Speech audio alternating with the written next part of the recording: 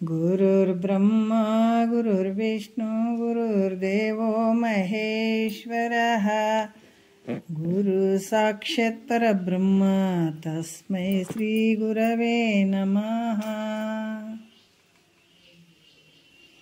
ध्यान मूलो गुरु मूर्ति पूजे मूलो गुरु पाद मंत्र मूलो गुरु वाक्य मुक्ति मूलो गुरु कृपा।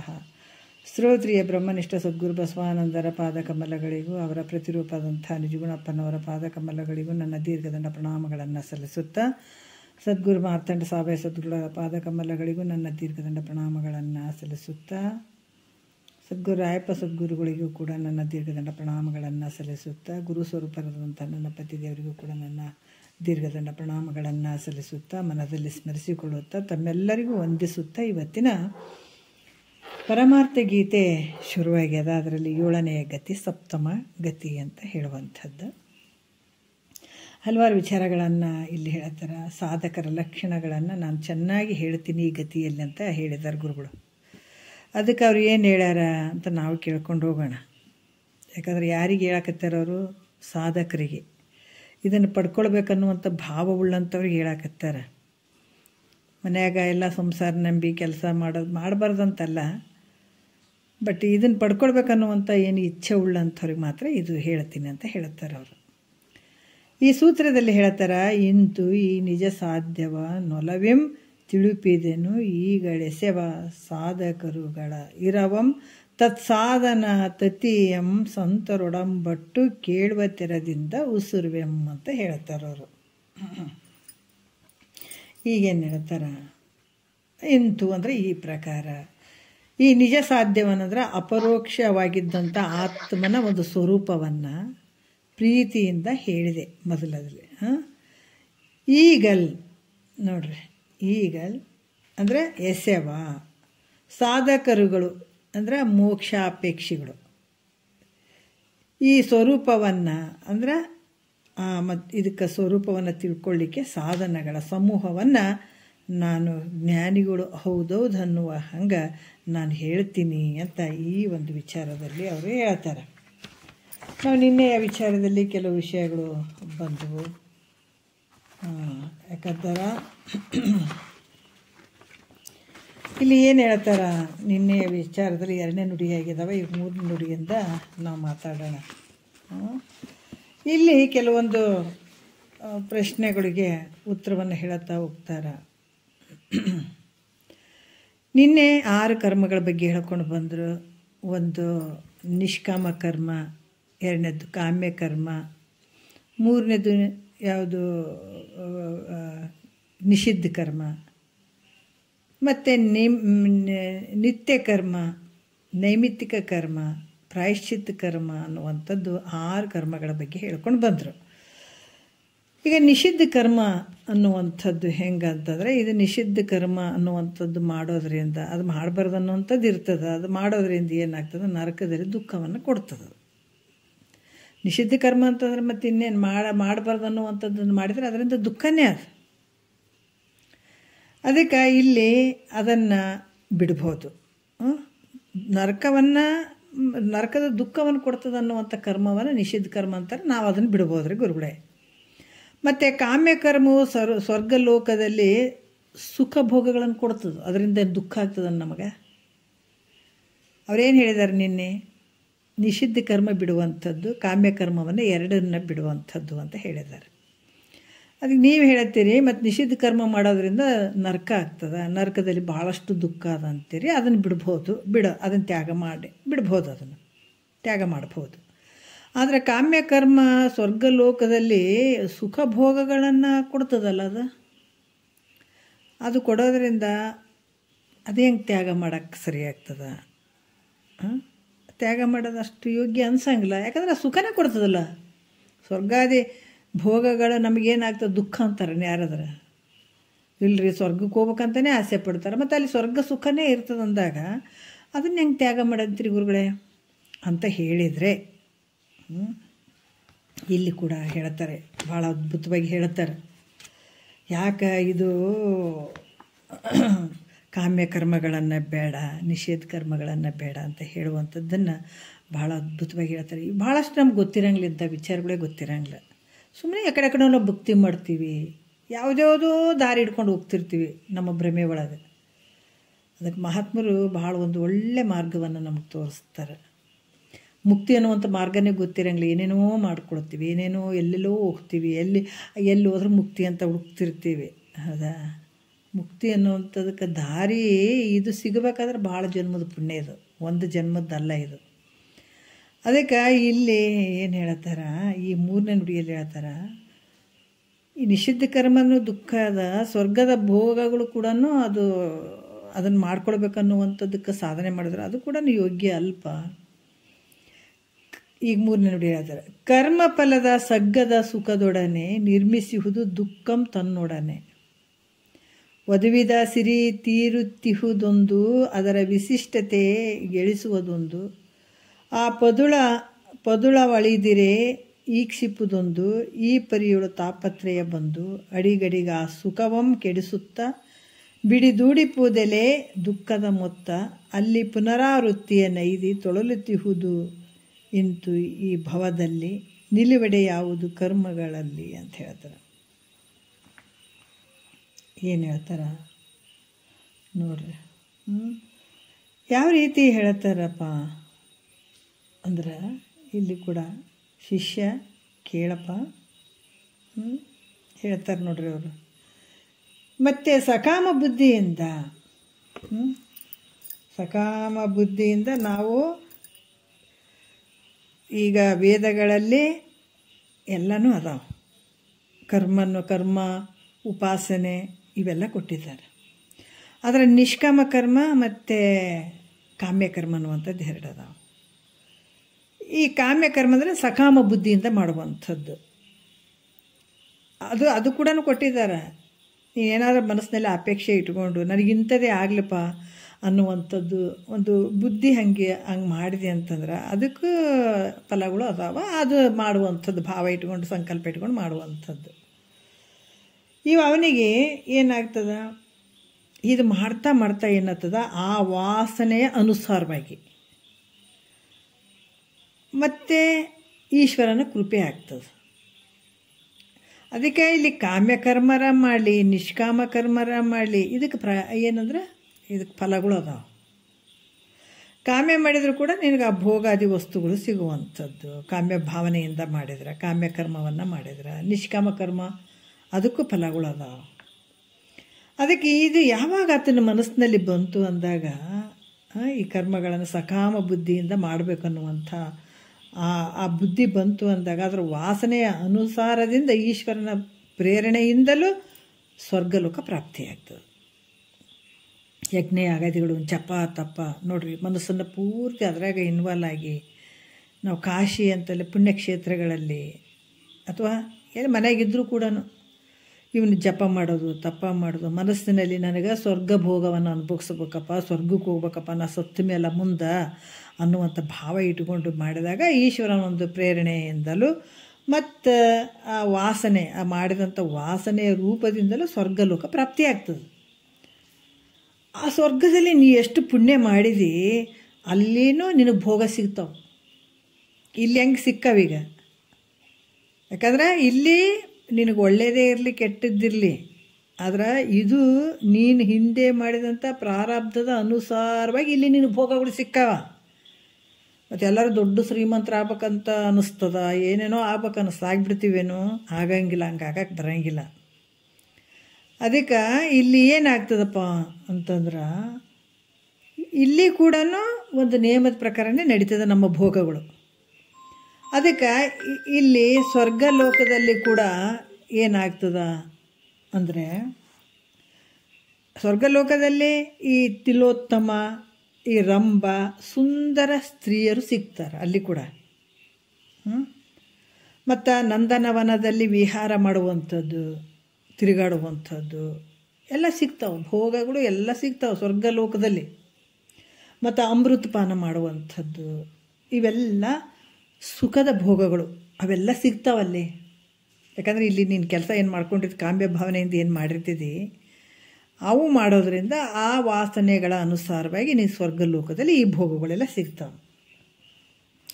ಈ ಭೋಗಗಳನ್ನು ಯಾರು ಇದನ್ನು ಉಪಭೋಗ ಮಾಡ್ತಾರ ಅಂತಂದ್ರೆ ಪುಣ್ಯ ಇದ್ದಂಥವನು ಇದನ್ನೆಲ್ಲ ಏನು ಈ ಉಪಭೋಗವನ್ನು ಮಾಡ್ತಾನೆ. ಮತ್ತು ಇದು ಸುಖ ಐತೆ ಅಂತಾರಲ್ಲ, ಈ ಸುಖದೊಡನೆ ಈ ಸ್ವರ್ಗ ಭೋಗದ ಏನು ಸುಖ ಅದಲ್ಲ, ಆ ಸುಖದೊಡನೆ ದುಃಖ ಕೂಡ ಬೆನ್ನತ್ತಿರ್ತದಲ್ಲಿ.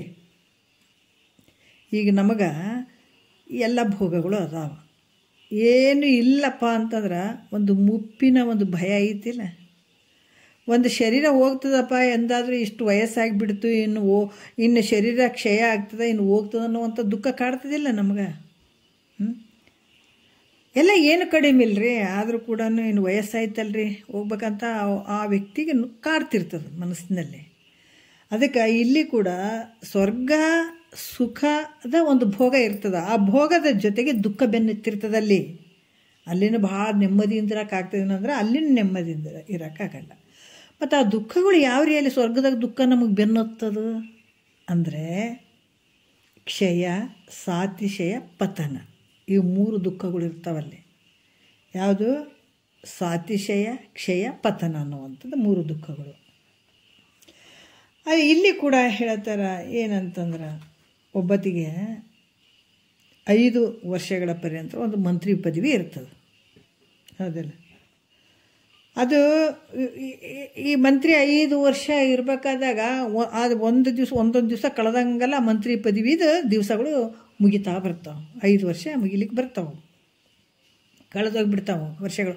ಇದೊಂದು 1 ವರ್ಷ ಐತೆ, 2 ವರ್ಷ, 3 ವರ್ಷ, 4 ವರ್ಷ, 5 ವರ್ಷ. ಹಾಗೆ ಅವನ ಮನಸ್ಸಿನಲ್ಲಿ ಹೆಂಗದಂದ್ರೆ ಅಧಿಕಾರವು ಕಡಿಮೆ ಆಗ್ತಾ ಹೋಗಿ ಅದಕ್ಕೆ ಬರ್ತಾ ಇದೊಂದು ವರ್ಷ ಐತಪ್ಪ, 2 ವರ್ಷ ಆಯಿತು. ಯಾಕಂದ್ರೆ ಆ ಮನಸ್ಸಿನಲ್ಲಿ ಭಾಳಷ್ಟು ಅಹಂಕಾರ, ಇಂಥ ಅಧಿಕಾರದಾಗ ಅದೀನಿ ಅನ್ನುವಂಥದ್ದು ಭಾಳ ಇರ್ತದೆ, ಭಾಳ ಸಂತೋಷದಿಂದ ಇರ್ತಾನೆ. ಮತ್ತು ಅಧಿಕಾರ ಯಾರಾದರೂ ಅಲ್ಲ ಅಂತಾರೇನ, ಬೇಕಾದಂಥ ಭೋಗಗಳು ಎಲ್ಲೋದ್ರೂ ನಮಸ್ಕಾರ ಹೊಡೋರು ಇರ್ತಾರೆ, ಎಲ್ಲೋದ್ರೂ ರೆಸ್ಪೆಕ್ಟ್ ಕೊಡೋರು ಇರ್ತಾರೆ, ಸರ್ ಅನ್ನೋರು ಇರ್ತಾರೆ. ಏನು ವೈಭೋಗದ ಜೀವನ, ಹೌದಲ್ಲ? ಮಂತ್ರಿ ಆಗಿಬಿಟ್ರೆ ವೈಭೋಗದ ಜೀವನಗಳು. ಅದಕ್ಕೆ ಆತಗೆ ಅಧಿಕಾರ ಕಡಿಮೆ ಆಗ್ತಾ ಹೋದಂಗೆ, ವರ್ಷಗಳು ಕಡಿಮೆ ಆಗ್ತಾ ಹೋದಂಗೆ ಏನಾಗ್ತದ, ಮುಂದೆ ಗೆಲ್ಲುತ್ತನೋ ಇಲ್ಲ. ಗೆಲ್ಲಿಲ್ಲ ಅಂತಂದ್ರೆ ಮತ್ತು ಈ ಅಧಿಕಾರವನ್ನು ಬಿಟ್ಬಿಡ್ಬೇಕಾಗ್ತದೆ ನಾನು ಅನ್ನುವಂಥ ಚಿಂತೆಯಿಂದ ಕೂಡ್ಕೊಂಡ್ಬಿಡ್ತಾನತ್ತ. ಸ್ವಲ್ಪ ದಿವಸ ಆಯಿತು ಇನ್ನೊಂದು ಸ್ವಲ್ಪ ದಿವಸ ಉಳ್ದವಂದ್ರೆ ಮುಂದೆ ಆಯ್ತಲ್ಲಪ್ಪ, ಇಷ್ಟು ದಿವಸ ನಾನು ಭಾಳಷ್ಟು ವೈಭೋಗದಿಂದ ಕಳೆದುಬಿಟ್ಟೆ, ಇನ್ನು ಬಿಡಬೇಕಾಗ್ತದಲ್ಲ, ಇನ್ನು ಗೆಲ್ಲಲಿಲ್ಲ ಅಂದರೆ ಬಿಡಬೇಕಾಗ್ತದೆ ಅನ್ನುವಂಥದ್ದು ದುಃಖ. ಈ ರೀತಿ ಚಿಂತೆ ಹೆಂಗೆ ಕೂಡ್ಕೊಂಡಿರ್ತದ, ಅರ್ಧ ಸುಖ ಇರ್ತದೆ, ಅರ್ಧ ದುಃಖ ಇರ್ತದೆ. ಯಾಕಂದ್ರೆ ವೈಭೋಗದ ಜೀವನ ನೋಡಿದಾಗ ಸುಖ ಅನ್ನಿಸ್ತದ, ಇನ್ನೂ ಸ್ವಲ್ಪ ದಿವಸದಾಗ ಬಿಡ್ಬೇಕಲ್ಲಪ್ಪ ಅನ್ನುವಂಥದ್ದು ದುಃಖ ಅದ್ರ ಜೊತೆ ಕೂಡ್ಕೊಂತಲ್ಲಿ. ಅದೇ ರೀತಿ ಕೂಡ ಸ್ವರ್ಗ ಪ್ರಾಪ್ತಿ ಮಾಡಿಕೊಂಡವನು ಸುಖ ಭೋಗವನ್ನು ಅನುಭವಿಸಿ ತನ್ನ ಆಯುಷ್ಯ ಕಡಿಮೆ ಆಗ್ತದಪ್ಪ, ಈ ಭೋಗ ಇನ್ನು ತೀರ್ತದಲ್ಲ ಅನ್ನುವಂಥ ಚಿಂತೆ ಅದಕ್ಕೆ ಕೂಡ್ಕೊಂಡಿರ್ತದೆ. ಯಾಕಂದ್ರೆ ಎಷ್ಟು ಪುಣ್ಯ ಇರ್ತದೆ ಅಷ್ಟೇ ಇರಬೇಕಲ್ಲಿ, ಆ ಭೋಗಗಳು ಅಷ್ಟೇ ಅನುಭವಿಸ್ಬೇಕು, ಮತ್ತು ಅವನು ಅದನ್ನು ಬಿಟ್ಟು ಬರಬೇಕು. ಅದಕ್ಕೆ ಇಷ್ಟ ಆನಂದ ಐತಲ್ಲ, ಇನ್ನೂ ಸ್ವಲ್ಪ ದಿವಸ ಮಾತ್ರ ನಾ ಇರಬೇಕು, ಈ ಪುಣ್ಯ ತೀರ್ತಂದ್ರೆ ಮತ್ತೆ ಹೋಗ್ಬೇಕಲ್ಲ ಅನ್ನುವಂಥ ದುಃಖ ಆ ವ್ಯಕ್ತಿಗೆ ಇರ್ತದಲ್ಲಿ. ಅದಕ್ಕೆ ಇದು ಒಂದು ಏನು ದುಃಖ, ಇದು ಒಂದು ದುಃಖ, ಕ್ಷಯ. ಮತ್ತು ಸ್ವರ್ಗ ಭೋಗಕ್ಕಿಂತಲೂ ಎಷ್ಟೋ ಪಾಲು ಶ್ರೇಷ್ಠಗಳಾದಂಥ ಅದು ಕ್ಷಯ ದುಃಖ ಅಂತ ಹೇಳ್ತಾರೆ. ಕ್ಷಯ, ಸಾತಿಶಯ, ಪತನ ಅನ್ನುವಂಥ ದುಃಖ ನೋಡ್ರಿ. ಈಗ ಮತ್ತೊಂದು ಹೇಳ್ತಾರೆ ಅವ್ರು, ಏನು ಹೇಳ್ತಾರೆ ನೋಡ್ರಿ. ಅದಕ್ಕೆ ಈ ಸ್ವರ್ಗ ಭೋಗಕ್ಕಿಂತಲೂ ಎಷ್ಟೋ ಪಾಲು ಶ್ರೇಷ್ಠವಾದಂಥ ಬ್ರಹ್ಮಲೋಕಗಳು ಅದಾವ. ಮತ್ತೆ ಯಾಕಂದ್ರೆ ಅವನು ಇಚ್ಛೆ ಮಾಡುವಂಥದ್ದು, ಈ ಸ್ವರ್ಗಕ್ಕಿಂತ ಬೇರೆ ಬೇರೆ ಬ್ರಹ್ಮಲೋಕಗಳು ಅದಾವಲ್ಲ, ಅವನ್ನು ಮಾಡ್ಕೋಬೇಕಾಗಿತ್ತು ನಾನು, ಅವು ಬೇಕು ನನಗನ್ನುವಂಥ ಇಚ್ಛೆ ಮಾಡುವಂಥದ್ದು ಇದು ಒಂದು ದುಃಖ, ಸಾತಿಶಯ ದುಃಖ ಇದು. ಮತ್ತು ಸ್ವರ್ಗದಿಂದ ಒಬ್ಬೊಬ್ರಿಗೆ ಕಳಿಸ್ತಾರೆ ನೋಡ್ರಿ. ಈಗ ನಮ್ಗೆ ಇಲ್ಲಿಂದ ಒಬ್ಬೊಬ್ಬರು ಹೋಗ್ತಾರಿಲ್ಲ, ಎಷ್ಟು ದಿವಸ ಆಯುಷ್ಯ ಇರ್ತದೆ ಅಷ್ಟು ದಿವಸ ಇರ್ತಾರೆ. ಅಲ್ಲಿಂದ ಒಬ್ಬರು ನಮ್ಮಿಂದ ದೂರ ಹೋಗ್ಬಿಡ್ತಾರೆ, ಮುಗೀತು, ಅವ್ರು ಹೋಗೇ ಬಿಡ್ತಾರೆ. ಹೋಯ್ತಂದ್ರೆ ಮತ್ತು ಮುಂದೆ ಜನ್ಮದಾಗ ನಾವು ಸೇರ್ತೀವಿ ಅನ್ನೋಂಗಿಲ್ಲ, ಏನು ನೆನಪು ಕೂಡ ಇರೋಂಗಿಲ್ಲ, ಮತ್ತು ಆಯಾ ಶರೀರದ ರೂಪವಾಗಿ ಸೇರುವಂಥದ್ದು. ಇವರೇ ನಮ್ಮಪ್ಪ ಅಂತ ಅವ್ರು ಬರೋಂಗಿಲ್ಲ, ಇವರೇ ನಮ್ಮವ್ವ ಅಂತ ಇವ್ರು ಬರೋಂಗಿಲ್ಲ, ಇವರೇ ನನ್ನ ಮಕ್ಕಳಂತ ಇವ್ರು ಹೋಗಂಗಿಲ್ಲ, ಮುಗೀತು. ಇಲ್ಲಿಗೆ ಆ ಕೊಂಡಿ ಕಳಿಸೋಗಂತ ಮತ್ತು ಬೇರೆ ಬೇರೆ ಶರೀರಗಳು ಬಂದು ಯಾವುದೋ ರೂಪದಿಂದ ಭೇಟಿ ಆಗ್ತಾರೆ. ಬಟ್ ಅವರೇ ನನ್ನ ಮಕ್ಕಳು, ಇವರೇ ನನ್ನ ಹೆಂಡ್ತಿ ಏನು ಗೊತ್ತಿರಂಗಿಲ್ಲ ಅಲ್ಲಿ ಮುಂದೆ. ಆದ್ರೆ ಭೇಟಿ ಆಗ್ತಿರ್ತೀವಿ, ಇಲ್ಲ ಅಂತಿಲ್ಲ. ಬೇರೆ ಬೇರೆ ವೇಷಗಳು, ಈ ವೇಷನೇ ಬೇರೆ, ಈ ಒಂದು ಇಹದಲ್ಲಿರುವಂಥ ವೇಷಗಳೇ ಬೇರೆ, ಮುಂದೆ ಹೋಗುವಂಥ ವೇಷಗಳೇ, ಬರುವಂಥ ವೇಷಗಳೇ ಬೇರೆ ಬೇರೆ. ಹಾಗಾಗಿ ಈ ವೇಷಗಳು ಇದ್ದಂಥ ವ್ಯಕ್ತಿ, ಇದನ್ನು ನೋಡಿದಂಥ ವ್ಯಕ್ತಿ ಮುಂದೆ ಅದೇ ವೇಷ ಹಾಕ್ಕೊಂಡಿರ್ತಾರಂತಿಲ್ಲ, ಇದೇ ವೇಷದವ್ರು ಸಿಗ್ತಾರಂತಿಲ್ಲ, ಅಲ್ಲಿ ಬೇರೆ ಬೇರೆ ವೇಷಗಳು ಬರ್ತಾವೆ. ಅದಕ್ಕೆ ಇಲ್ಲಿ ಕೂಡ ಈ ಬ್ರಹ್ಮಲೋಕ ಇಚ್ಛೆ ಮಾಡುವಂಥ ದುಃಖ ಮತ್ತು ಸ್ವರ್ಗಲೋಕದಿಂದ ಹೋಗಿತಾರ. ಹೆಂಗೆ ಅಲ್ಲಿ ಈ ಪುಣ್ಯ ತೀರಿದ ಕಾಲಕ್ಕೆ ಆ ವ್ಯಕ್ತಿಯನ್ನು ಏನಾಗ್ತದೆ, ಹೋಗಿತಾರಲ್ಲಿ, ತಿರ್ಗಾ ಕಳಿಸಿಬಿಡ್ತಾರೆ, ಅಲ್ಲಿ ಇಟ್ಕೊಳಂಗಿಲ್ಲಲ್ಲಿ. ಅದನ್ನು ನೋಡಿಬಿಟ್ಟು ಆಯ್ತಲ್ಲಪ್ಪ ಮುಗೀತು, ನಾ ಮಾಡಿದಂಥ ಪುಣ್ಯ ಎಲ್ಲ ಮುಗೀತು, ಇನ್ನು ನನ್ನನ್ನು ಹೊರಗೆ ಹಾಕ್ತಾರೆ ಇವರು, ನನ್ನನ್ನು ಇಲ್ಲಿ ಇಟ್ಕೊಳಕ್ಕೆ ಬಿಡೋಂಗಿಲ್ಲ ಅನ್ನುವಂಥ ದುಃಖ, ಅಲ್ಲಿ ಪತನದ ದುಃಖ ಕಾಡ್ತಾ ಇರ್ತದೆ. ಅದು ಕೂಡ ಒಂದು ದುಃಖ. ಅದಕ್ಕೆ ಹೇಳ್ತಾರೆ, ಅಲ್ಲಿನೂ ಏನು ನೀ ಭಾಳ ಚಂದ ಇರ್ತಿ ಏನಂದ್ರೆ ಸ್ವರ್ಗಾದಿ ಭೋಗಗಳು ನಿನಗಿರಕ್ಕೆ ಬಿಡಂಗಿಲ್ಲ, ಅಲ್ಲಿನ ದುಃಖನೇ ಐತಪ್ಪ. ಪುಣ್ಯ ತೀರಿದ ಬಳಿಕ ಅಲ್ಲಿ ಇರೋಂಗಿಲ್ಲ. ಸ್ವರ್ಗಾದಿ ಭಾಳಷ್ಟು ಜನರಿಗೆ ಗೊತ್ತಿಲ್ಲ ನಮ್ಗೆ. ಸ್ವರ್ಗಕ್ಕೆ ಹೋಗ್ಬೇಕಂತ ಮಣಿ ಜಪ ಎಣಿಸ್ತಿರ್ತೀವಿ, ಹಿಂಗೆ ಹಿಂಗೆ ಹಿಂಗೆ ಹಿಂಗೆ ಹಿಂಗೆ ಜಪ ಎಣಿಸೋದೇ ಅದಕ್ಕೆ ಎಣಿಸ್ತೀವಿ. ಎಣಿಸೋನು ಯಾರಂತ ತಿಳ್ಕೊ ಮೊದಲ. ಅಲ್ಲಿ ಸಾಯ್ಬೇಕು, ಇಲ್ಲಿ ಸಾಯ್ಬೇಕು, ಅಲ್ಲಿ ಸತ್ತರು ಸ್ವರ್ಗಕ್ಕೆ ಹೋಗ್ತೀವಿ. ಸ್ವರ್ಗದ ಸುಖ ಏನು ಸುಖ ಐತೆ ಅನ್ನೋದು ಸುಖ ಅಲ್ಲ, ದುಃಖನೇ ಐತೆ. ಅಲ್ಲಿನೂ ಬಿಟ್ಟು ಬರುವಂಥದ್ದೇ. ಈ ಮೂರು ದುಃಖಗಳು ಏನಾಗ್ತದೆ, ಮೇಲಿಂದ ಮೇಲೆ ಬಂದು ಆ ಸ್ವರ್ಗ ಸುಖವನ್ನು ಆ ಸ್ವರ್ಗ ಸುಖ ಕೂಡ ಇಲ್ಲ. ಈಗ ನಮಗೆ ಬೇಕಾದಷ್ಟು ಐತೆ, ರೊಕ್ಕ ರೂಪಾಯಿ ಐತಪ್ಪ ಅಂತಂದ್ರೂ ಕೂಡ ಯಾವುದೋ ಒಂದು ಶರೀರದ ದುಃಖ ಆಗಿರ್ಬೋದು, ಅಥವಾ ಸಾಯುವಂಥ ದುಃಖ ಆಗಿರ್ಬೋದು, ಅಥವಾ ಮುಪ್ಪಿನ ದುಃಖ ಆಗಿರ್ಬೋದು, ಇವೆಲ್ಲ ಬಂದಾಗ ಇರುವಂಥ ಆನಂದ ಏನು ನಮಗೆ ಐತೆ ಅದೆಲ್ಲ ಆ ಸುಖವನ್ನು, ಆ ಮನಸ್ಥಿತಿಯನ್ನು ಕೆಡಿಸಿಬಿಡ್ತಾವೆ ಇಂಥ ವಿಚಾರಗಳು ಬಂದಾಗ. ಅದ್ರಂಗೆ ಅಲ್ಲಿ ಕೂಡ ಸ್ವರ್ಗ ಸುಖವನ್ನು ಅನುಭವಿಸ್ತಾ ಇದ್ದಾಗ ಈ ಮೂರು ದುಃಖಗಳಿಂದ ಅಲ್ಲಿ ಏನಾಗ್ತದೆ, ಆ ಸ್ವರ್ಗದ ಸುಖ ಕೆಟ್ಟು ಹೋಗ್ತದೆ.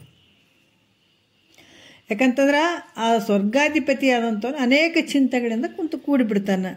ಇವೇ ಚಿಂತೆಗಳು ಬಂದು ಹೊಕ್ಕೊಂಡ್ಬಿಡ್ತಾವೆ ತಲೆಯಲ್ಲಿ. ಹಾಗಾಗಿ ಇದೇ ರೀತಿ ಭಾಳಷ್ಟು ದಿವಸ ಹಿಂಗೆ ಕಳೀತಾ ಹೋಗ್ತಾನೆ. ಅದ್ರ ಜೊತೆ ದುಃಖನೂ ಇರ್ತದೆ, ಇದೆಲ್ಲ ಭಾವಗಳು ಇರ್ತಾವೆ. ಹಿಂಗೆ ಆಗ್ತಾ ಹೋದಾಗ ಅತಿಗೇನಾಗ್ತದೆ, ಮತ್ತು ಒಂದೊಂದು ಸಲ ಪುಣ್ಯಕ್ಷಯ ಆಗ್ತದೆ. ಮತ್ತು ಹಂಗೆ ಇರ್ತದೆ, ಮಾಡಿದಂಥ ಪುಣ್ಯ ಅದು ಕ್ಷಯ ಆಗಿಬಿಡ್ತದೆ. ಯಾಕಂತಂದ್ರೆ ಅಲ್ಲಿ ಕೂಡ ಆ ಕಾಲದಲ್ಲಿ ಸನ್ಮಾನ ವಂದನೆಗಳು ಮಾಡುವಂಥವ್ರು ಅಪಮಾನ ನಿಂದೆಗಳನ್ನು ಮಾಡೋಕ್ಕೆ ಶುರು ಮಾಡ್ತಾರೆ ಅಲ್ಲಿನೂ. ಈಗ ನೋಡ್ರಿ, ಈಗ ನೌಕರಿ ಅಂತ ಬಡ್ಕೋತೀವಲ್ಲ, ಇಷ್ಟು ಅಧಿಕಾರತ್ವ ಇದ್ದಾಗ ಎಲ್ಲರೂ ನಮಸ್ಕಾರ ಮಾಡ್ತಾರೆ, ಇಷ್ಟು ರೆಸ್ಪೆಕ್ಟ್ ಮಾಡ್ತಾರೆ, ಹೌದಾ? ಅದೇ ರಿಟೈರ್ಮೆಂಟ್ ಆದಮೇಲೆ ಸಿಗ್ತದೇನ? ರಿಟೈರ್ಮೆಂಟ್ ಆದಮೇಲೆ ಒಂದು ಸಲ ಆಫೀಸ್ಗೆ ಹೋಗಿ ಬಂದ ಆಫೀಸ್ಗೆ ಅವರೇ, ಯಾಕಂತಂದ್ರೆ ರಿಟೈರ್ಮೆಂಟ್ ಆಗ್ಯದ್ರಿ ಅವರಿಗೆ, ಏನು ರೀ ಸರ್ ಅಂತಂತಾರೆ. ಅದ್ರ ಮೊದಲಿನ ಥರ ಮಾಡ್ತಾರೆ, ರೆಸ್ಪೆಕ್ಟ್ ಮಾಡ್ತಾರೇನೋ ಅಂದರೆ ಮಾಡ್ತಾರೆ, ಇಲ್ಲ ಅಂತಿಲ್ಲ. ಆದರೆ ಮೊದಲಿನ ಥರ ಅಧಿಕಾರ ಇದ್ದಾಗ ಮಾಡುವಂಥ ಒಂದು ರೆಸ್ಪೆಕ್ಟ್ ಅಲ್ಲಿರೋಂಗಿಲ್ಲ. ಇಲ್ಲಿ ಕೂಡ ಏನಾಗ್ತದೆ, ಆತನ ಪುಣ್ಯ ಯಾವಾಗ ಕ್ಷಯ ಆಯಿತು ಅಂದಾಗ ಅದಕ್ಕೆ ಸನ್ಮಾನ ಮಾಡಿರ್ತಾರೆ ನೋಡು. ಅಲ್ಲಿ ಸ್ವರ್ಗದಲ್ಲಿರುವಂಥವ್ರೆಲ್ಲ ಸನ್ಮಾನ ಮಾಡಿರ್ತಾರೆ, ವಂದನೆಗಳನ್ನು ಮಾಡಿರ್ತಾರಲ್ಲ, ಅವರು ಉಲ್ಟಾ ಅಪಮಾನ ನಿಂದೆಗಳನ್ನು ಮಾಡೋಕ್ಕೆ ಶುರು ಮಾಡಿಬಿಡ್ತಾರೆ. ಆಯ್ತಿತ್ತು ಮುಗಿತಲ್ಲ, ಇನ್ನೇನಿತ್ತು ಅಂತ.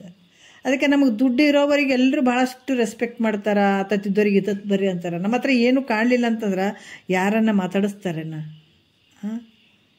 ಅದಕ್ಕೆ ಆತ ಅನ್ನವು ತನ್ನಲ್ಲಿರುವ ತನಕ ಎಲ್ಲರೂ ನನ್ನವರನ್ನೋರು, ಅನ್ನವು ತೀರಿದ ಮರುದಿನವೇ ಎಲ್ಲರೂ ಯಾರು ನನ್ನವರು ಅನ್ನುವರು ಯಾರಿಲ್ಲ ಅಂತಾರಲ್ಲ, ಹಂಗೆ ಇಲ್ಲೇ ನಮ್ಗೆ ಅನುಭವ ಅದಾವೆಲ್ಲನೂ. ಅಲ್ಲಿ ಕೂಡ ಹಾಗೆ ಅದಾವ. ಅದಕ್ಕೆ ಈ ಕಾಲದಲ್ಲಿ ಏನು ಭಾಳಷ್ಟು ರೆಸ್ಪೆಕ್ಟ್ ಮಾಡಿದ್ರು, ಭಾಳಷ್ಟು ಗೌರವ ಕೊಡ್ತಾಯಿದ್ರು ಅಂಥವ್ರು ಎಲ್ಲರೂ ಏನು ಮಾಡ್ತಾರಂದ್ರೆ ಅಪಮಾನಗಳನ್ನು ಮಾಡೋಕ್ಕೆ ಶುರು ಮಾಡ್ತಾರೆ. ಮತ್ತು ಅಲ್ಲಿ ಈ ಆನೆಗಳು ಅವೆಲ್ಲ ಇದ್ರೆ ಅದ್ರ ಮ್ಯಾಲೆ ಕೂತ್ಕೊಂಡು ಅಥವಾ ವಿಹಾರಕ್ಕೆ ಹೋಗ್ತಿರ್ತಾನೆ, ಅವೆಲ್ಲನೂ ಭಾಳಷ್ಟು ಇದಕ್ಕೆ ರೆಸ್ಪೆಕ್ಟ್ ಮಾಡ್ತಿರ್ತಾವೆ. ಆದರೆ ಅದು ಆನೆ ಕೂಡಿಸ್ಕೊಳತ್ತದೆ ಪುಣ್ಯ ತೀರಿದ ಮೇಲೆ ಅಂದ್ರೆ ಅದು ಕೂಡ ಕೂಡಿಸ್ಕೊಳಂಗಿಲ್ಲ. ಐರಾವತ್ತು ಮೊದಲು ಮಾಡಿ ಕೂಡಿಸ್ಕೊಳ್ಳಲ್ಲ ಇದಕ್ಕೆ.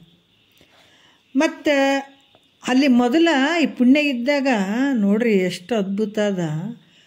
ಈ ತಿಲೋತ್ತಮ ಮತ್ತು ಈ ಸ್ತ್ರೀಯರು ಏನಿರ್ತಾರೆ ರಂಭ, ಇವರೆಲ್ಲ ಏನಿರ್ತಾರ ಈ ಸ್ತ್ರೀಯರು ಈತನ ಪುಣ್ಯ ತೀರಿದ ಮೇಲೆ ಅವ್ರು ಎಷ್ಟು ಮೊದಲು ಪ್ರೀತಿ ಮಾಡಿದ್ರಲ್ಲ, ಮೊದಲ ಪುಣ್ಯ ಇದ್ದಾಗ ಅವಾಗ ಅಷ್ಟು ಪ್ರೀತಿ ಮಾಡಿದವರು ಎಡಗಾಲಿನಿಂದ ಒದಿಲಿಕ್ಕೆ ಶುರು ಮಾಡ್ತಾರಂತವ್ರು ಅಲ್ಲಿ.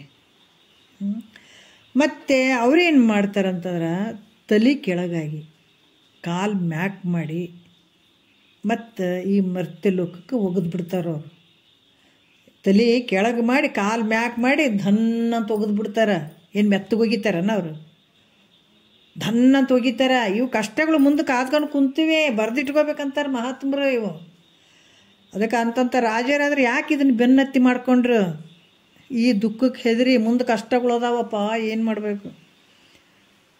ಅದಕ್ಕೆ ನಿಜಗುಂಡ್ರೆ ಆ ಥರ ಬಾಲಕ ತರುಣ ಜರಜೀರ್ಣ ರೂಪಾಗಿ ಮೇಲೆ ನರಕಿಯಾಗಿ ಬಳಿಕಿ ಕ್ರಮದೋಳು ತಾಳಲಾರೆನು ತನುವನು ಶಂಭುಲಿಂಗವೇ ಪಾಲಿಸೆಂದರಿಗೆ ಭಿನ್ನೈಪಿ ಭೀತಿಯೋಳು ಅಂತ ಹೇಳ್ತಾರೆ. ಅಂಜಿಬಿಟ್ರೆ ಅವ್ರು ಭಯ ಆಗಕತ್ತದ ನನಗೆ.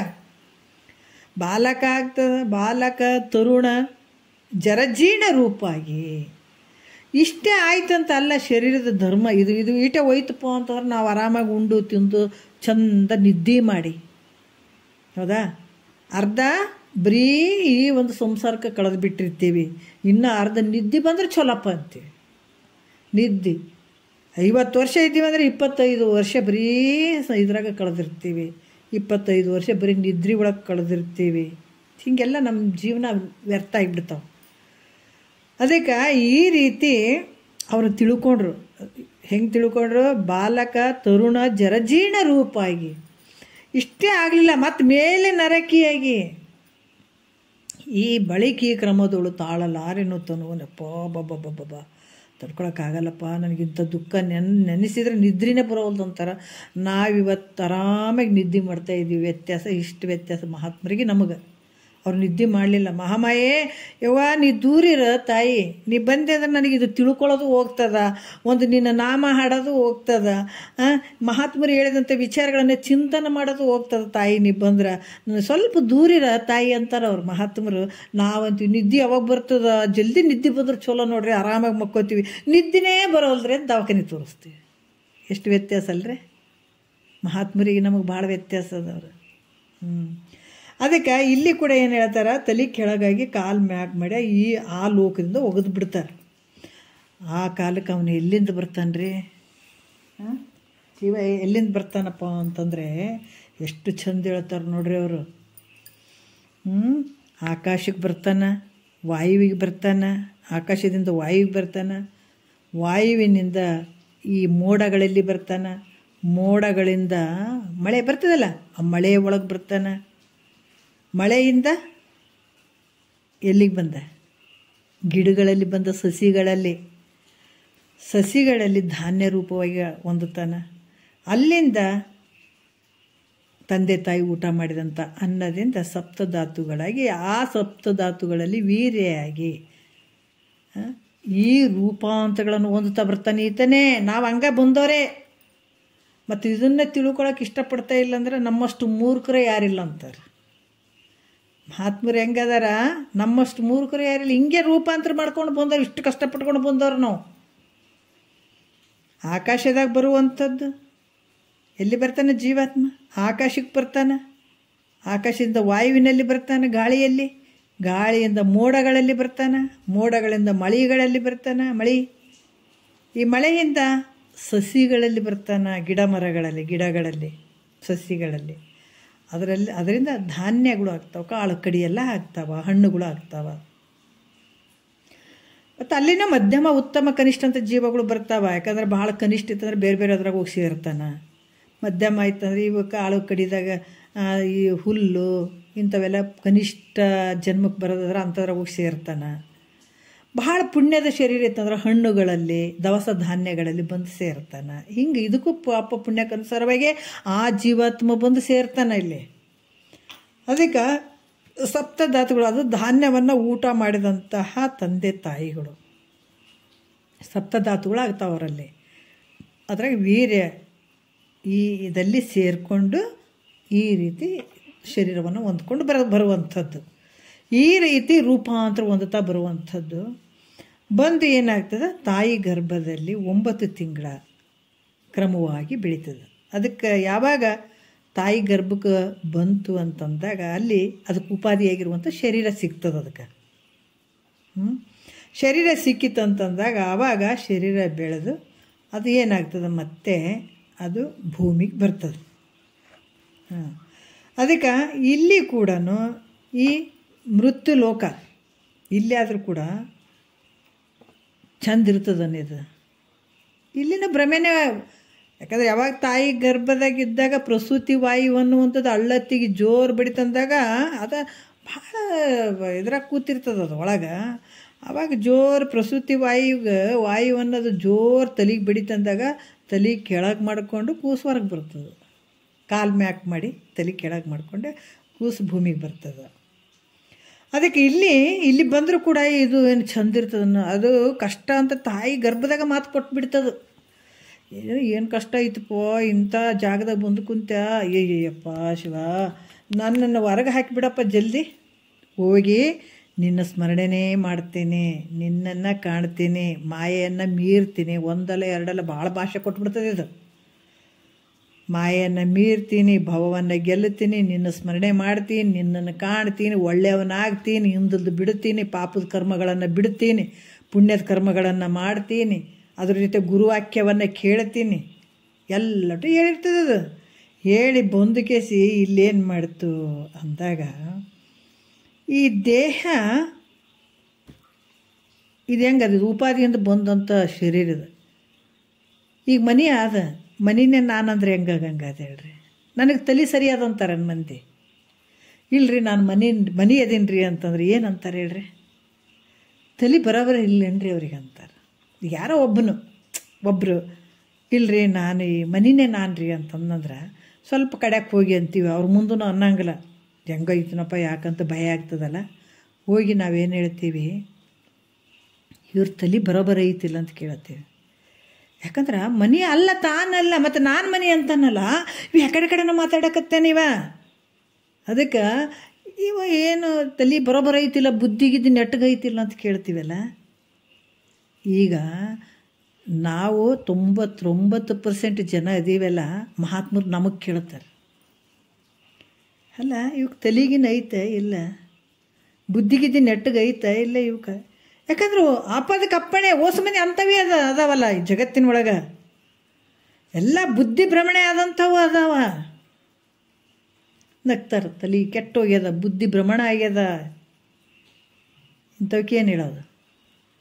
ಅದಕ್ಕೆ ಇಲ್ಲಿ ಏನು ಹೇಳ್ತಾರೆ, ಇದು ಏನು ಮಾಡ್ತು ಅದೆಲ್ಲ ಭಾಷೆ ಕೊಟ್ಟು ಹೊರಗೆ ಬಂದುಗಳನ್ನೇ ಅನಾತ್ಮವಾದಂಥ ಈ ಶರೀರ ನಾನು ಅನ್ಕೊಂಡು ಕುಂತಿತ್ತು ನೋಡ್ರಿ. ಇದು ಮನೆ ನಾನು ಹೆಂಗೆ ಅಂದು ಕೇಸಿ ಅಂತ ಕುಂತಂಥ ಒಂದು ವ್ಯಕ್ತಿಗೆ ಹುಚ್ಚಿಡ್ದು ಇವನಿಗೇನು ತಲೆಗಿನ ಕೆಟ್ಟದೇನಂತ ಮಹಾತ್ಮರು ಹೇಳ್ತಾರಲ್ಲ. ಇದು ಅನಾತ್ಮವಾಗಿರುವಂಥದ್ದು ಈ ಶರೀರ ಉಪಾಧಿಯಾಗಿ ಬಂದದ. ಈ ಉಪಾಧಿಯಾಗಿ ಬಂದಂಥ ಈ ಶರೀರವನ್ನು ನಾನು ಅನ್ಕೊಂಡು ಕುಂತು ಬಿಡ್ತಿದ್ದು. ಇಲ್ಲಿ ಕೂತ್ಕೊಂಡು ಜಾತಿ ವರ್ಣಾಶ್ರಮ ಇವನು ಮಾಡ್ಕೊಂಡು ಸೃಷ್ಟಿ ಮಾಡ್ಕೊಂಡ್ಬಿಡ್ತಿದೆ. ಭಗವಂತ ಜಾತಿ ವರ್ಣಾಶ್ರಮಗಳನ್ನು ಮಾಡಿದ್ದಾನೆ ಅಂದರೆ ಇಲ್ಲ, ಇದು ಮಾಡ್ಕೊತಿದ್ದು ಬಂದು. ಇದು ಅನಾತ್ಮ ವರ್ಗ ಏನು ಹಿಡ್ಕೊಂಡು ಕುಂತದಲ್ಲ, ಹಿಡ್ಕೊಂಡು ಕುಂತು ನಾ ಬ್ರಾಹ್ಮಣ ಇದ್ದೀನಿ, ಕ್ಷತ್ರಿಯ ಇದ್ದೀನಿ, ನಾನು ವೈಶ್ಯ ಇದ್ದೀನಿ, ಶೂದ್ರ ಇದ್ದೀನಿ, ಇಲ್ಲಿ ಬ್ರಹ್ಮಚರ್ಯ. ಯಾಕಂದ್ರೆ ಜಾತಿ ವರ್ಣ ಆಶ್ರಮಗಳು ಇಲ್ಲಿ ಬ್ರಾಹ್ಮಣ ಕ್ಷತ್ರಿಯ ವೈಶ್ಯ ಶೂದ್ರ ಅನ್ಕೊಂತ ಇದೇ ಮಾಡ್ಕೊಂತು. ಬೇರೆ ಯಾವ ಪರಮಾತ್ಮ ಮಾಡ್ಯ ನಾನು ಇದನ್ನು ಇದೇ ಮಾಡ್ಕೊಂತು. ಮತ್ತು ಬ್ರಹ್ಮಚರ್ಯ, ಗೃಹಸ್ಥ, ವಾನಪ್ರಸ್ಥ, ಸನ್ಯಾಸ ಇವೆಲ್ಲ ಒಂದು ಲೇಯರ್ ಹಿಂಗೆಲ್ಲ ಸುತ್ತ ಬಂದ್ಸ್ಕೊಂಡ್ಬಿಡ್ತಿದ್ರು. ಇದ್ರಾಗೆ ನಾನು ಇದ್ದೀನಿ ಅನ್ನುವಂಥ ಭಾವ ಮಾಡ್ಕೊಂಡ್ಬಿಡ್ತು, ಇದನ್ನು ಸ್ವೀಕಾರ ಮಾಡ್ಕೊಂಡ್ಬಿಡ್ತದು. ಅದಕ್ಕೆ ಈ ತತ್ವದು ಯಾಕಂದರೆ ಇದಕ್ಕೆ ಮಾಡುವಂಥ ಏನು ಕರ್ಮಗಳನ್ನು ಅದಾವ, ಈ ಕರ್ಮಗಳನ್ನು ಮಾಡ್ತಾ ಈ ಕರ್ಮ ಫಲಗಳನ್ನು, ಯಾಕಂದ್ರೆ ಇದಕ್ಕೆ ಬೇಕಾದಂಥ ಒಂದು ಏನು ಕರ್ಮಗಳು ಅದಾವ ಇವು ಕರ್ಮಗಳನ್ನು ಮಾಡ್ತಾ, ಯಾವುದು ಗೊತ್ತದಲ್ಲ, ಬ್ರಾಹ್ಮಣ ಕ್ಷತ್ರಿಯ ವೈಶ್ಯ ಶೂದ್ರ, ಆಮೇಲೆ ಈ ಬ್ರಹ್ಮಚರ್ಯ, ಗೃಹಸ್ಥ, ವಾನಪ್ರಸ್ಥ, ಸನ್ಯಾಸ ಇವುಗಳಲ್ಲಿರುವಂಥ ಕರ್ಮಗಳನ್ನು ಮಾಡ್ತಾ ಕರ್ಮ ಫಲಗಳನ್ನು ಅದನ್ನು ಭೋಗಿಸುವ ಸಲುವಾಗಿ ಇದು ಏನು ಮಾಡಿತು, ಇಹಕ್ಕೂ ಪರಕ್ಕೂ ಹೋಗೋದು ಬರೋದು ಮಾಡೋಕ್ಕೆ ಶುರುವಾಯಿತು. ಮಾಡುವಂಥದ್ದೇ ಆಯ್ತು ಇದಕ್ಕೆ. ಇದ್ರಾಗ ಏನು ಇವೆಲ್ಲ ತಾನೇ ಸೃಷ್ಟಿ ಮಾಡ್ಕೊಂತು ಇದ್ರಾಗ ಕರ್ಮಗಳನ್ನು ಮಾಡಾಕತ್ತಿದ ಮತ್ತು ಅದರ ಭೋಗವನ್ನು ಅನುಭವಿಸೋದಕ್ಕಾಗಿ ಇದು ಇಹದಲ್ಲಿ ಪರಕ್ಕೆ ಇದು ತಿರುಗಾಡುವಂಗೆ ಆಗಿಬಿಡ್ತಿದ್ದಕ್ಕೆ. ಮತ್ತು ಇದು ಕರ್ಮ ಮಾಡಿದ ಮತ್ತು ಅದ್ರ ಫಲಗಳನ್ನು ಅನುಭವಿಸೋಕೆ ಹೋಗ್ಬೇಕಾಗ್ತದಲ್ಲ. ಇಲ್ಲಿ ಇದು ಮಾಡಿದಂಥದ್ದು ಇಲ್ಲಿ ಕರ್ಮಗಳನ್ನು ಭೋಗಗಳನ್ನು ಅನುಭವಿಸುವಂಥದ್ದು, ಸ್ವರ್ಗಾದಿ ಭೋಗಗಳಂತ ಬೇಕಂತ ಇದು ಮಾಡ್ಕೊಂಡಿರ್ತದೆ ಮತ್ತು ಅಲ್ಲಿಗೆ ಹೋಗುವಂಥದ್ದು, ಮತ್ತು ತಿರ್ಗಾ ಇಲ್ಲಿಗೆ ಬರುವಂಥದ್ದು, ಮತ್ತು ಹೋಗುವಂಥದ್ದು, ತಿರ್ಗಾ ಇಲ್ಲಿಗೆ ಬರುವಂಥದ್ದು. ಅದರಿಂದ ಕರ್ಮ ಫಲಗಳಲ್ಲಿ ಯಾಕಂತಂದ್ರೆ ಈ ಕರ್ಮದ ಫಲಗಳಲ್ಲಿ ಅಂಥ ಒಂದು ದುಃಖ ನಿವೃತ್ತಿ ಪರಮಾನಂದದ ಸ್ಥಿತಿ ಮಾಡ್ಕೊಳ್ಳುವಂಥದ್ದು ಐತೇನು ಅಂತಂದ್ರೆ ಇಲ್ಲ. ಮೋಕ್ಷ ಐತೇನು ಅಂದರೆ ಇಲ್ಲ. ಯಾಕಂತಂದ್ರೆ ಕರ್ಮ ಫಲಗಳಲ್ಲಿ ಇಹಕ್ಕೂ ಪರಕ್ಕೂ ತಿರುಗಾಡುವಂಥದ್ದು ಯಾವಾಗ ಕಾಮ್ಯ ಕರ್ಮದಿಂದ ಮಾಡಿದಾಗ, ಅದು ನಿಷ್ಕಾಮ ಕರ್ಮದಿಂದ ಮಾಡಿದಾಗ ಅದರ ಫಲ ಏನೈತಪ್ಪ ಅಂತಂದ್ರೆ ಅಂತಃಕರಣ ಶುದ್ಧಿ ಆಗ್ತದೆ. ಶುದ್ಧಿಯ ದ್ವಾರದ ಮೂಲಕ ಇದೇನಾಗ್ತದೆ, ಪುನಃ ಹುಟ್ಟುವಂಥದ್ದು, ಸಾಯುವಂಥದ್ದು, ಅದು ನಿವೃತ್ತಿ. ಯಾಕಂದ್ರೆ ಇದನ್ನು ಮಾಡ್ಕೊಳ್ಬೇಕಾದ್ರೆ ಮೋಕ್ಷ ಅನ್ನುವಂಥದ್ದು ಈ ದುಃಖ ನಿವೃತ್ತಿ ಪರಮಾನಂದದ ಸ್ಥಿತಿ ಯಾವಾಗ ನಿನ್ನ ಅಂತಃಕರಣ ಶುದ್ಧ ಆಗ್ತದೆ. ಶುದ್ಧ ಆದಾಗ ಈ ಒಂದು ಜ್ಞಾನ ನಿನಗೆ ಆಗ್ತದೆ, ಅಲ್ಲಿ ತನಕ ಆಗಂಗಿಲ್ಲ. ಯಾವಾಗ ನಿಷ್ಕಾಮ ಕರ್ಮಗಳನ್ನು ಮಾಡ್ತಾ ಬಂದಾಗ ಅಂತಃಕರಣ ಶುದ್ಧಿ ದ್ವಾರ ಈ ವಿಚಾರಗಳು ನಿನಗೆ ಅರ್ಥ ಆಗ್ತವೆ. ಇಲ್ಲಾಂದ್ರೆ ಇಲ್ಲಿ ಸಾಯೋದು ಮತ್ತು ಸ್ವರ್ಗಕ್ಕೆ ಹೋಗೋದು, ಮತ್ತು ಬರೋದು, ಮತ್ತು ಸಾಯೋದು, ಸ್ವರ್ಗಕ್ಕೆ ಹೋಗೋದು, ಬರೀ ಇದೇ ಆಟ ನಡೀತದೆ. ಅಂದ್ರೆ ಮೋಕ್ಷ ಈತನಲ್ಲಿ ಅಂದರೆ ಆಗಂಗಿಲ್ಲ. ಅದಕ್ಕೆ ಇಲ್ಲಿ ಹೇಳ್ತಾರೆ, ಕರ್ಮಿಯು ಕರ್ಮಗಳನ್ನು ಮಾಡಬೇಕಾದ್ರೆ ಸೂಕ್ಷ್ಮ ಶರೀರದ ಕರ್ಮಗಳ ಸಂಕಲ್ಪವನ್ನು ಮಾಡ್ತಾನಂತ. ಈ ಕರ್ಮ ಏನೇ ಪೂಜೆ ಮಾಡ್ಬೇಕಾದ್ರೆ ಇಲ್ಲರಿ ನನಗೆ ಒಳ್ಳೇದಾಗಬೇಕ್ರಿ, ನನಗಿಂಥ ಕೆಲಸ ಆಗ್ಬೇಕ್ರಿ ಅಂತ ಮೊದಲು ಸಂಕಲ್ಪ ಮಾಡ್ಕೊಳತ್ತಾನತ್ತ. ಹೌದಿಲ್ಲ? ಮನಸ್ಸಿನಾಗ ಸೂಕ್ಷ್ಮ ಶರೀರದಿಂದ ಏನು ಮಾಡ್ತಾನೆ, ಕರ್ಮಗಳ ಒಂದು ಸಂಕಲ್ಪ ಮಾಡ್ಕೋತಾನತ್ತ. ಸ್ಥೂಲ ಶರೀರದಿಂದ ಕೆಲಸಗಳನ್ನು ಮಾಡ್ತಾನೆ, ಕರ್ಮಗಳನ್ನು ಮಾಡ್ತಾನೆ. ಮನಸ್ಸಿನಲ್ಲಿ ಸಂಕಲ್ಪ ಸೂಕ್ಷ್ಮ ಶರೀರದ ಸಂಕಲ್ಪ ಮಾಡ್ಕೊಳ್ತಾನೆ, ಈ ಸ್ಥೂಲ ಶರೀರದಿಂದ ಕೆಲಸಗಳನ್ನು ಮಾಡ್ತಾನೆ, ಕರ್ಮಗಳನ್ನು ಮಾಡ್ತಾನೆ. ಮತ್ತು ಈ ಕಾರಣದಿಂದ ಪುಣ್ಯ ಪಡ್ಕೊಂಡಂಥ ಪುರುಷನು ಈ ಶರೀರವನ್ನು ತ್ಯಾಗ ಮಾಡ್ತಾನಿಲ್ಲ, ಬಿಟ್ಟು ಹೋಗ್ಬೇಕಾಗ್ತದೆ ಶರೀರ. ಈ ಬಿಟ್ಟು ನರದೇಹವನ್ನು ತ್ಯಾಗ ಮಾಡಿ ಇದ್ರ ವಾಸನೆ ಏನಿರ್ತದೆ.